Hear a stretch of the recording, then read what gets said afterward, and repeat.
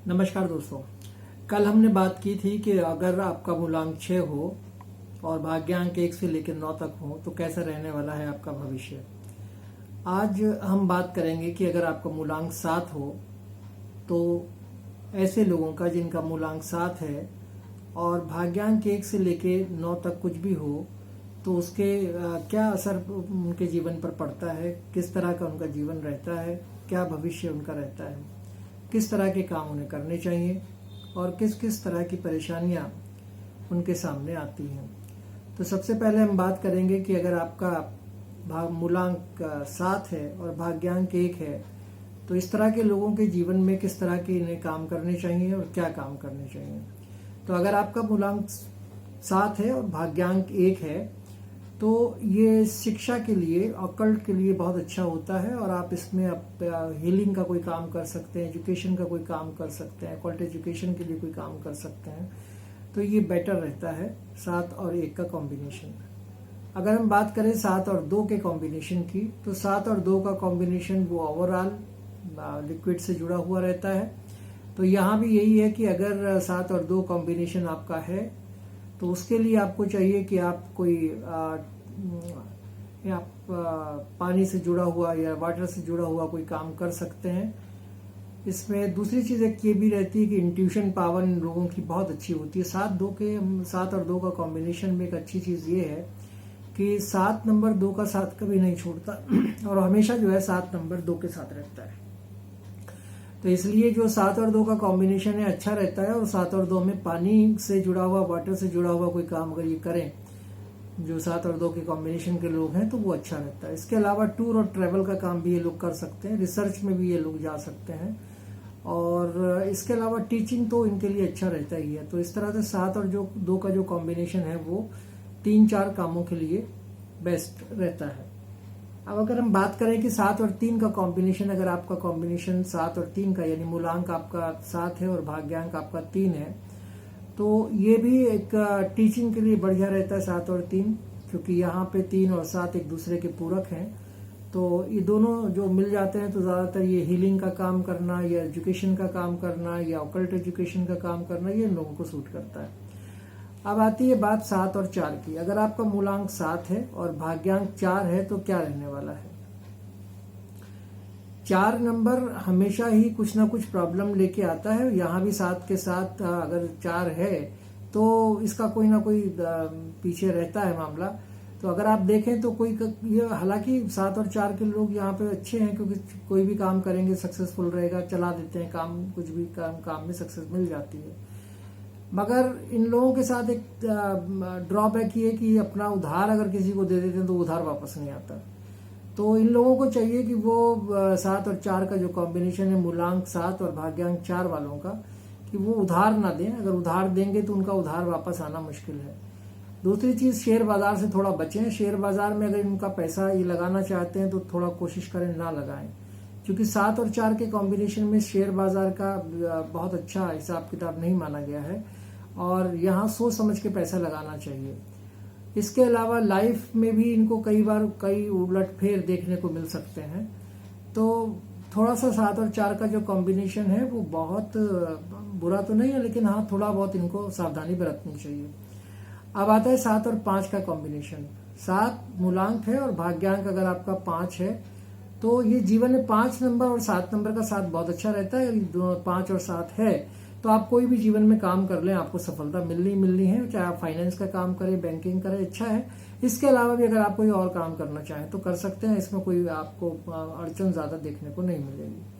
अगर आप बात करें 7 और 6 की, अगर आपका मूलांक 7 है और भाग्यांक 6 है तो उस कंडीशन में आपको ज्यादातर जो है स्पोर्ट्स से जुड़े हुए काम करने चाहिए, यानी स्पोर्ट्स में आपको पार्टिसिपेट करना चाहिए। और दूसरी चीज ये है कि अगर आप शरीर से जुड़ा हुआ कोई काम करना चाहें 7 और 6 वाले लोग तो वो भी आपके लिए बहुत, मतलब ये शरीर का एक ताकत इस कॉम्बिनेशन को चाहिए। अगर आप शरीर से जुड़ा हुआ, ताकत से जुड़ा हुआ कोई काम करना चाहें तो कर सकते हैं, ये उन लोगों के लिए बढ़िया रहता है। अब आता है नंबर 7 और 7। अगर 7 आपका भाग्यांक है और 7 ही आपका मूलांक है तो क्या होगा, ये थोड़ा सा ड्रॉबैक है। यहाँ पे अगर आप 7 और 7 को देखें तो ये जो है बहुत अच्छा कॉम्बिनेशन नहीं है। इसमें कहीं ना कहीं थोड़ा बहुत ये लोग हालांकि बहुत सीधे साधे होते हैं 7 और 7 वाले, मगर इनको सेटबैक बहुत लगते हैं, लोग धोखा देके चले जाते हैं। तो 7 और 7 का जो कॉम्बिनेशन है वो थोड़ा सा सेटबैक वाला कॉम्बिनेशन है। मैरिज लाइफ भी इनकी थोड़ी सी प्रॉब्लमेटिक रहती है, कभी कभी बहुत डिस्टरबेंस इनके अंदर मैरिज लाइफ में आता है। और इन लोगों को चाहिए जो 7 और 7 वाले हैं कि अगर इनको कोई ऐसी प्रॉब्लम आ रही है जिससे जीवन में थोड़ी बहुत परेशानियां इनको सामने आ रही हैं, तो और डिसअपॉइंटमेंट आ रहा है, तो इनको चाहिए कि 3 नंबर जो है वो 7 नंबर का एक अच्छा उसको बैलेंस करने के काम आता है। तो आप 3 नंबर को अगर अपने जीवन में किसी तरह भी लाएं, अपने लोशो ग्रिड के अंदर लाएं, तो वो आपको 7 नंबर की जो प्रॉब्लम्स हैं 7 और 7 वालों की, उस प्रॉब्लम से बचा सकता है। अब बात करते हैं कि अगर आपका कॉम्बिनेशन 7 और 8 का है, ठीक ठाक है। अगर आप एजुकेशन में जाना चाहते हैं, ऑकल्ट एजुकेशन में जाना चाहते हैं, आपके लिए बहुत ठीक है, कोई प्रॉब्लम नहीं है। और 7 और 9 के साथ भी यही है, टीचिंग उनके लिए बढ़िया है। टीचिंग में अगर वो जाना चाहें तो टीचिंग कर सकते हैं। इसके अलावा ऑकल्ट एजुकेशन, हीलिंग का काम भी ये लोग कर सकते हैं। तो कुल मिलाकर अगर आप देखें 7-1 के कॉम्बिनेशन से लेके 7-9 के कॉम्बिनेशन तक ज्यादातर जो है लोगों को ये सजेस्ट किया जाता है कि वो टीचिंग से जुड़ा हुआ काम करें। सिर्फ 2 ऐसे कॉम्बिनेशन देखने में आए, जैसे 7 और 4 और 7 और 7 का, जिसमें थोड़ी सी कहीं ना कहीं मैरिज को लेके या फिर उनके काम को लेके या फिर उनके सीधेपने को लेके थोड़ा बहुत इसमें उलटफेर है, थोड़ा उतार चढ़ाव है।